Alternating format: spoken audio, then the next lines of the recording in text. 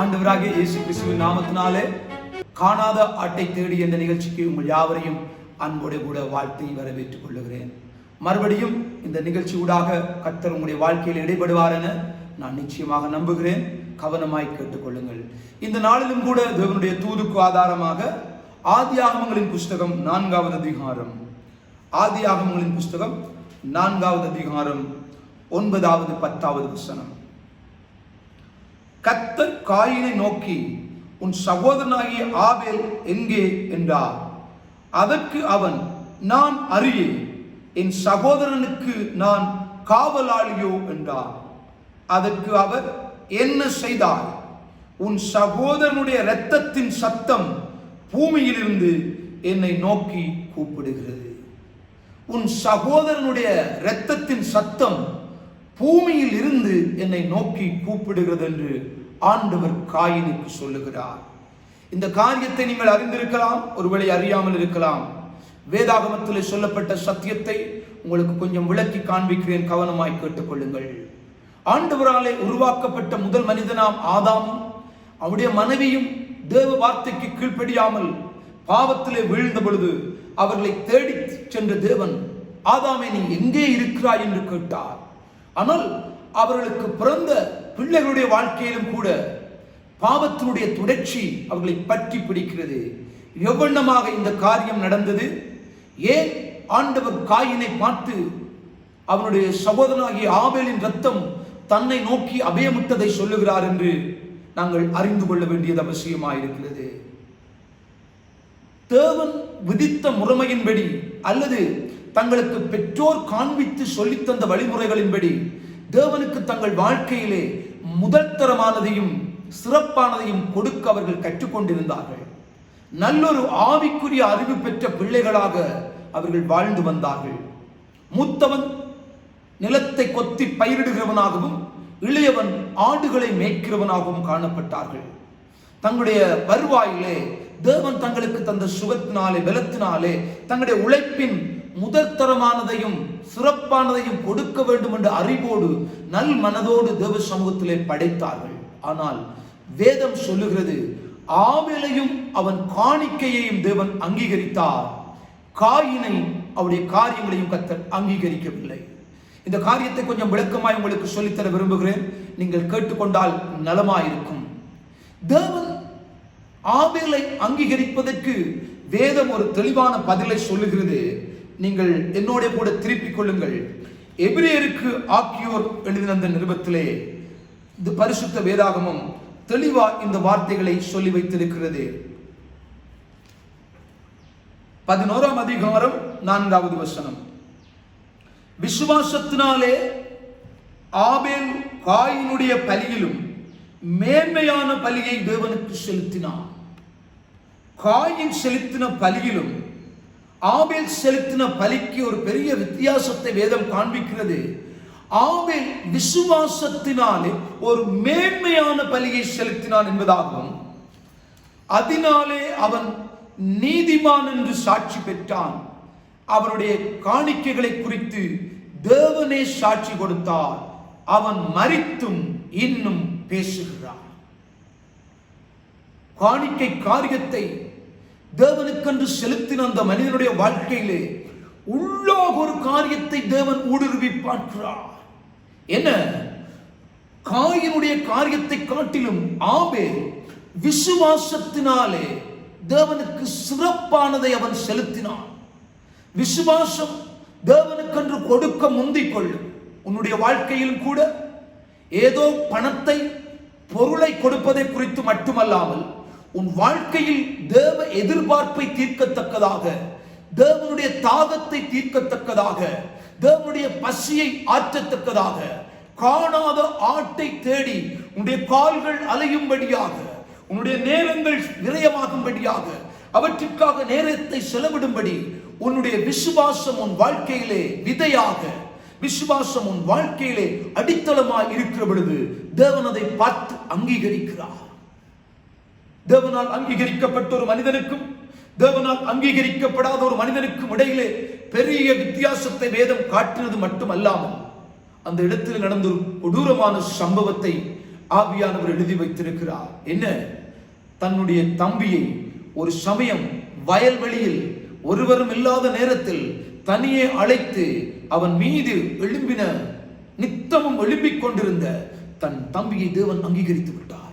என்னை அங்கீகரிக்கவில்லை என்ற கொடுமையான பாவ உணர்வுகள், கசப்புகள், வைராக்கியங்கள், பகைகள், விரோதங்கள், முடிவிலே தன் தம்பியை அண்ணன் கொலை செய்து விட்டார். தன்னுடைய சொந்த தம்பியை தன்னுடைய கைகளினாலே கொலை செய்த காயின் இப்பொழுது இந்த பூமியிலே தன்னுடைய வேலை முடிந்தது என்று நினைத்தார்.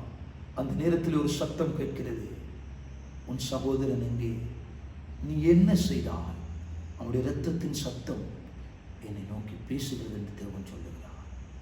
அந்த நேரத்திலே ஆண்டவர் அந்த காயினுக்கு சொன்ன காரியத்தை நான் உங்களுக்கு வாசித்து காண்பிக்கிறேன்.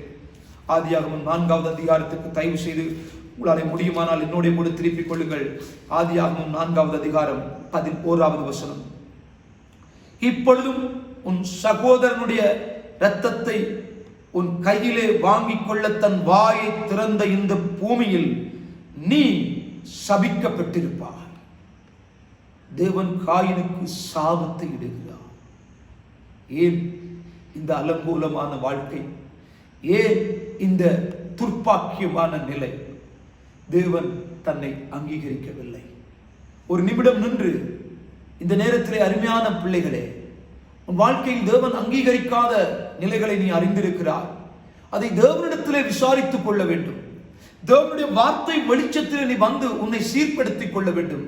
அதற்காக தேவன் அங்கீகரித்த ஒரு மனிதனையோ, தேவன் அங்கீகரித்த ஒரு குடும்பத்தையோ, தேவனாலே பயன்படுத்துகிற ஒரு பாத்திரத்தின் மீதோ நீ கால்மகாரம் கொள்ளக்கூடாது. அது எள்ளளவும் கூடாது. ஏனென்றால் தேவன் அதை அங்கீகரித்திருக்கிறார். அதை அவன் விசுவாசத்தினாலே செலுத்தினான். தொடர்ந்தும் இந்த பூமியில் நிலையற்று அலைகிற காயின் ஒன்று செய்கிறான்.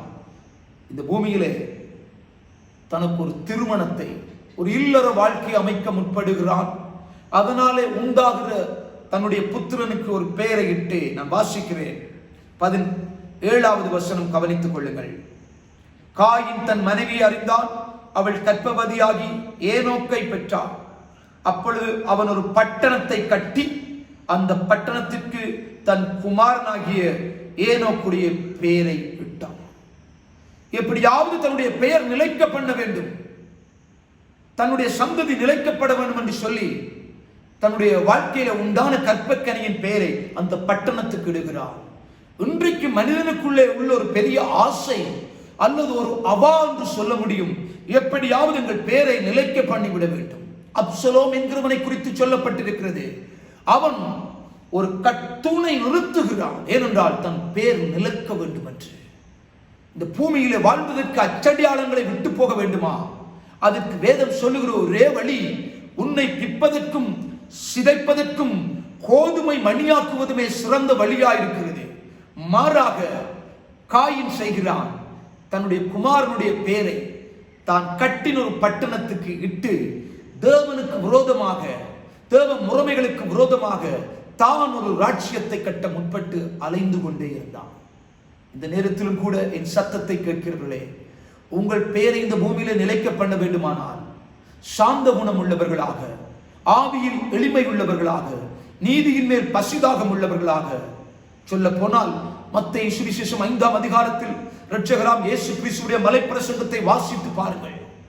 உங்கள் வாழ்க்கையில் ஒளி வீசும். நிச்சயமாகவே காயினுடைய ரத்தம் பேசினதை பார்க்கிலும் இயேசு கிறிஸ்துவின் ரத்தம் மிக அதிகமானதை பேசுகிறது. இந்த வசனத்துக்கு நீங்கள் உங்கள் வேதத்தை திருப்பிக் கொள்ளுங்கள். கொஞ்சம் என்னோட கூட எபிரேயருக்கு ஆக்கின ஒரு நிருபத்திலே ஆண்டவர் இந்த வார்த்தைகளை எழுதி வைத்திருக்கிறார். 12வது அதிகாரம், எபிரேயர் 12வது அதிகாரம் 24வது வசனம் படிக்கிறேன், கவனமாய் கேளுங்கள். புது உடன்படிக்கையின் மத்தியஸ்தராகிய இயேசு கிறிஸ்துவிடத்திற்கும் ஆபேலினுடைய இரத்தம் பேசினதைகளை பார்க்கிலும் நன்மையானவைகளை பேசுகிற இரத்தமாகிய தெளிக்கப்படும் இரத்தத்திடத்திற்கும் வந்து சேர்ந்தீர்களே. இன்றைக்கும் இந்த உலகத்தில் ஒவ்வொரு மனிதனுக்காகவும் விலையேற பெற்ற ஒரு இரத்தம் சிந்தப்பட்டிருக்கிறது. அந்த இரத்தம் பிதாவை நோக்கி குற்றமற்ற இரத்தம், பரிசுத்தமான இரத்தம். அது பேசிக்கொண்டே இருக்கிறது. உன்னுடைய வாழ்க்கையிலும் இயேசு கிறிஸ்துவின் ரத்தம் சகல பாவங்களை நீக்கி சுத்திகரிப்பதற்கு உண்மையும் நீதியும் உள்ளவராய் இருக்கிறார். இந்த நேரத்திலும் கூட ஆண்டவரிடத்திலே வந்து என் வாழ்க்கையிலே உங்களுடைய ரத்தத்தின் சுத்திகரிப்பு வேண்டும் ஆண்டவரே. மற்றவர்கள் மீது நான் எரிச்சல் கொள்ளாதபடிக்கு, மற்றவர்கள் மீது பொறாமை கொள்ளாதபடிக்கு என் வாழ்க்கையை நீ திருத்தும் ஆண்டவரே. உம்முடைய பாதத்திலே நான் வருகிறேன். என்னுடைய கொலைகளை, என்னுடைய குற்றங்களை, என்னுடைய மறைவான பாவங்களை, அந்தரங்க அசுத்தமான ஜீவியங்களை உம்முடைய திரு ரத்தத்தினாலே கழுவி என்னை சுத்தமாக்கும் என்று கேட்பாயா. விலையேற பெற்ற திரு ரத்தமே அவர் விழாவில் நின்று பாயுதே. விலையேற பெற்றோனாய் உன்னை மாற்றவில்லையாக ஈந்தனரே. விலையேற பெற்றோனாய் உன்னை மாற்றவில்லையாக ஈந்தனரே. செபிக்கலாமா? செபத்திலே இணைந்து கொள்ளுங்கள். ஆண்டவருடைய இரத்தம் சகல பாவங்களை நீக்கி உங்களை சுத்திகரிக்கும். பரிசுத்த பிதாவே, இந்த வேளையிலும் கூட மறைவான பாவத்தினாலே ஆண்டவரே குற்ற மனச்சாட்சியோடு கூட இந்த பூமியிலே நிலையற்று அலைகிற உள்ளங்களை பார்க்கிறேன்.